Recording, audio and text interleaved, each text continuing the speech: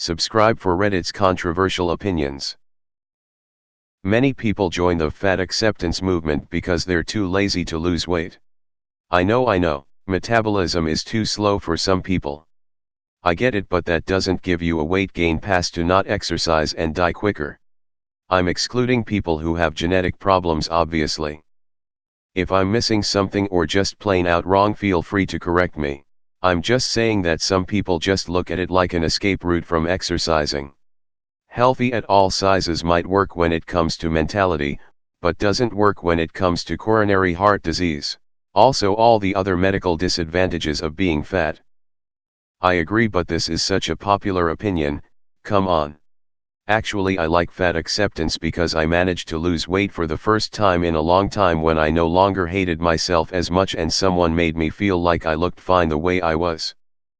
So, I am a person who has currently lost over 80 pounds and have more to go. I still support the fat acceptance movement in general and disagree that the reason I did was that I just was too lazy to lose weight. So, let's start here. What does the fat acceptance movement mean to a person like me? Well, it means that it is not a moral failing to be overweight. It encourages people to not hate themselves for one aspect of their life, and to look beyond this one visible thing to the rest of their life. It doesn't say never lose weight, but rather your weight does not define you. The movement is about seeing yourself as something other than just fat, and to set your worth as anything other than directly tied to your weight. So, now to the next part. Why do I disagree that it's just because people are too lazy to lose weight? Because I have tried multiple times before now to lose weight and they didn't work previously, and looking back on it, there were some key things that prevented me from losing and keeping weight off. First off, I didn't have the knowledge I needed. Foods I thought was healthy turned out to terrible in terms of calories. Thing Nature's Valley granola. Lots of things had smaller serving sizes than I expected. And still to this day I am still terrible at estimating what a serving size of something actually is.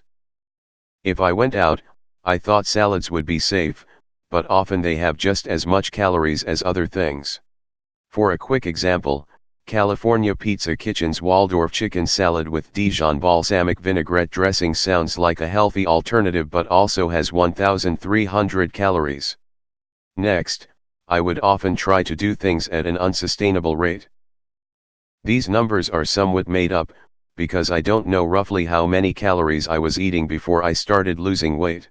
I know some days I was probably eating more than 5,000 calories, then suddenly I went on a diet, and would do my best to overnight be at 2,000 calories a day, which is the ideal goal.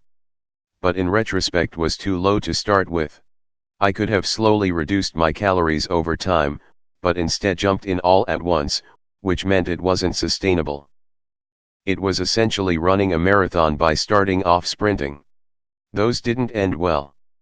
I tried increasing my physical exercise, but wasn't ready for the fact that my body would then tell me even more to increase what I ate in response. I failed to properly break habits. Things like during lunch going to CVS because it got me out of my office for a while. I would still go, and would just get something with less calories, which over time, would slowly revert back to what I previously did. My schedule often didn't work well for making sure I could eat food that I cooked, which meant I was slightly at the whims of whatever food I could acquire. Now I realize I should have put extra effort in, but I felt I could fake it at the time. Now let's go into some mental things that were going on. I wasn't ready to be hungry, like at all. I needed to accept that sometimes I would be hungry, and that it would be okay to be so. But instead, I was thinking of it like I shouldn't be like this. It is wrong to be hungry.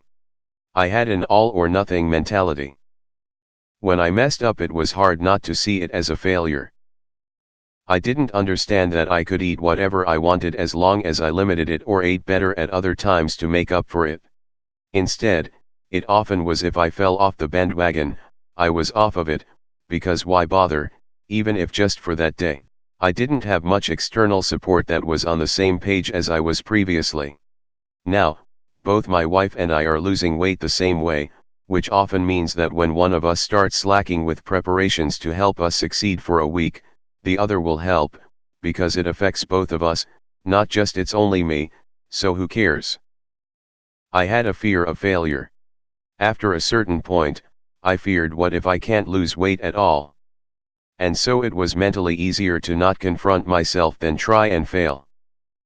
I am going to briefly break this format to tie this to the fat acceptance movement. It helped me answer the question of what if I can't lose weight at all? And I discovered I would still be the same person. This mentality really helped with me starting my latest attempt, which has been successful. Last thing I will be writing on for reasons I failed previously. I didn't understand why I ate. I ate socially. I ate out of boredom. I ate to celebrate. And I ate when sad. And occasionally, I would eat because I was hungry. Because I didn't understand that, I wasn't able to examine myself when I felt like I should eat to determine why do I want to eat right now. Which led to a ton of me actively fighting wanting to eat rather than accessing it and dismissing it with reason. That was a lot, and I realize it. In practice, there is even more that I didn't write down. But the point was, take a look at all of that. Some of it can be ascribed to just put in more effort, but not all of it. Most of my obstacles came from ignorance, either of myself or food. People say just eat better without actually realizing what some people require to do in order to do so, and some of this work doesn't require just more and more effort. It requires introspection and knowledge. And more importantly, it requires knowledge of that you need to do the introspection and knowledge. People often assume the knowledge they currently have is good and valid. If you don't realize you are working from faulty assumptions, no amount of effort is going to overcome those assumptions.